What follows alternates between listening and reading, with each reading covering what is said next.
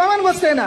आपण कोणावर आपलं जीवन उद्धार करायची गरज नाही. आणि जेव्हा आपल्या डोक्यात निगेटिव्ह विचार आला, अरे झक मारायचा, आपल्या बापाचा फोटो पाहायचा, बापाच्या चेहऱ्यावर पडलेल्या सुरकुत्या पाठवायच्या, आणि त्या सुरकुत्या पडलेल्या वळ्या असतील आपल्या बापाच्या चेहऱ्यावर, तर हे बदलणार कोण आहे? गावामध्ये सरपंच आहे, गावामध्ये तलाठी आहे, गावामध्ये प्रशासकीय अधिकारी आहे. त्याच्या घरातले कपडे पहा, त्याच्या बायकोनं नेसलेली साडी पाहा, आपल्या माईच्या जरासा साडीचा विचार करा.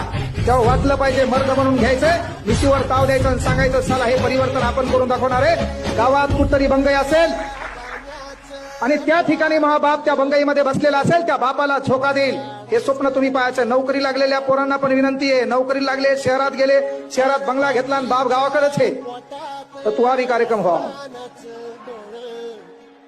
हा रियालिटी आहे. कारण आपल्या बापानं आपल्यासाठी कष्ट घेतलं ना, तो एक स्वप्न पाहिजे. बापाची इच्छा शहरात राहायची नाही.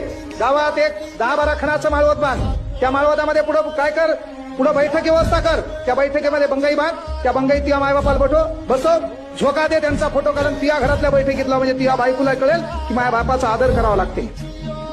हे तुझं काम आहे.